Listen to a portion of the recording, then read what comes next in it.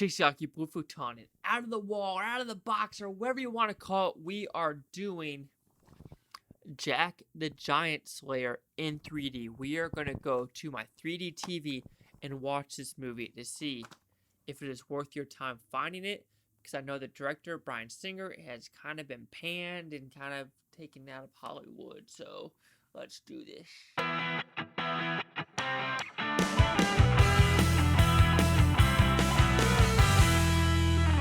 Alright, 3D glasses on. Let's do it. Jack and the Giant Slayer. So what's it about? It's pretty simple. Jack and the Giant Beanstalk. This movie with more action and a lot more famous actors in it. So who do we have? We have Nick Nolte. We have Ian McShane. We have Ewan McGregor. We have Stanley, Tucci, and others in this movie about a guy.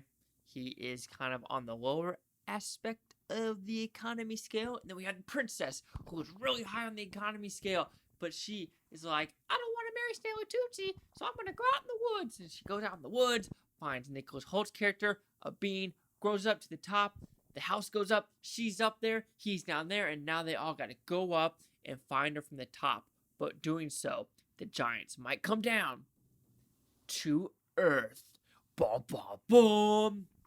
So what I like about this movie, this is a fun movie, guys. It is a silly movie. That's all I can really say. This is a silly movie. Like, that, if there was a thing on the banner, a silly movie, Jack the Giant Slayer, because that's really what it is, guys. It's a very CGI heavy movie with monsters, battle sequences in the medieval times. Like, literally, that is what this movie is. So let's go with the directing. The directing's fine. There's a lot of CGI. It's a very CGI heavy movie, so you can tell there's a lot of green screen, a lot of stuff happening. While it's not all green screen, when you do have the open landscape of wherever they're filming, it does look pretty, and I do enjoy that. As well as the top earth of where the giants live.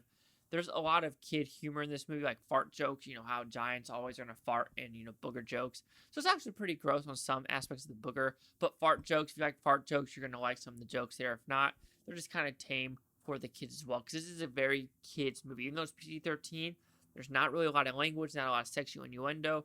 I don't even think there's language or sexual innuendo. It's rated PG-13 for fancy, action, violence, frightening images, and brief language. So yeah, this is really a tame PG-13 movie that, 10-year-olds would enjoy this movie as well.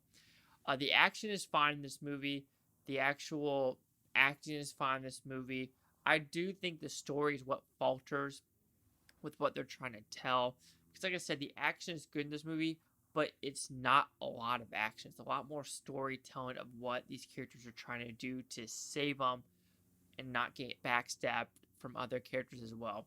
Because the very end battle sequence, of course, they're giants, so the humans are literally on the defense the whole time. Defense, defense, defense of hoping that these giants do not go over the wall, do not go over the moat of the fire, and trying to do stuff like that.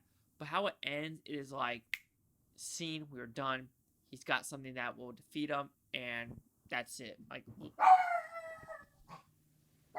So I completely lost my train of thought when someone was at the door. So we'll just call it the review.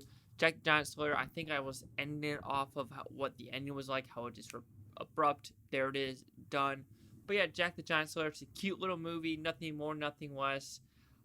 Don't get your hopes up because it's just candy for the TV. So Jack the Giant Slayer will receive a 2.5 out of 5 with Futon. It goes at 50%. So see the critics' news scores gave this one.